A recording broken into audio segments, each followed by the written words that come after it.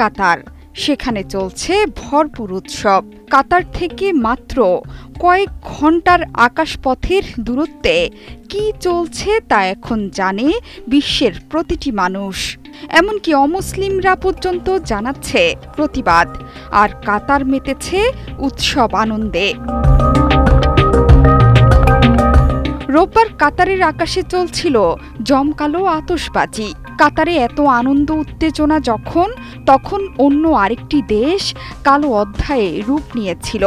বিশ্ব শিউরে উঠেছে ইসরায়েলের বর্বরতায়, অথচ সেই একই আকাশে লাইটের মাধ্যমে বানানো হয়েছে কৃত্রিম পাখিও।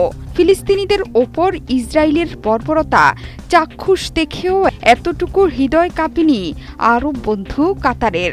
তাই তো এত বড় উৎসবের আয়োজন করে ফেলেছে মধ্যপ্রাচ্যের ধনী দেশ কাতার। এবারের প্রদর্শনীতে রাখা হয়েছিল 16টি বিমান, 3000 ড্রোন আর ফায়ার ওয়ার্কসের ব্যবস্থা।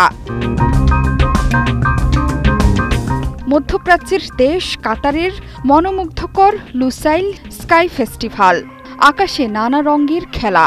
ওয়ালটন আবারও মিলিনিয়ার অফারে ওয়ালটন ফ্রিজ কিনে আপনিও হয়ে যেতে পারেন মিলিয়নিয়ার। দিনের বেলা বিমান আর ড্রোন উড়ে নানা রঙে রাঙিয়ে দিয়েছে আকাশ। রাতের বেলায় আকাশে জ্বলছে নানা রঙের আলো।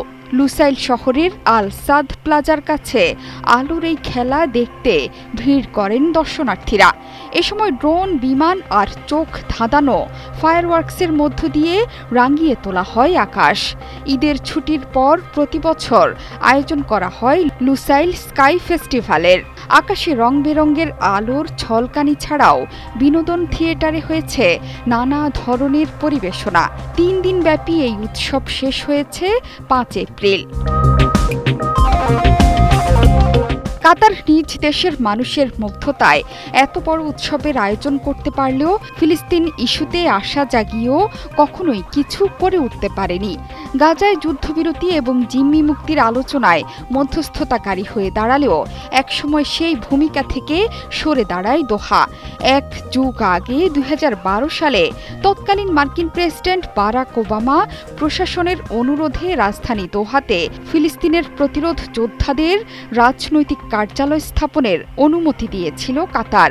মধ্যপ্রাচ্যের গ্যাস সমৃদ্ধ দেশ কাতার মার্কিন যুক্তরাষ্ট্রের অন্যতম গুরুত্বপূর্ণ মিত্র দেশ। সেখানে আছে বড় মার্কিন বিমান ঘাঁটিও।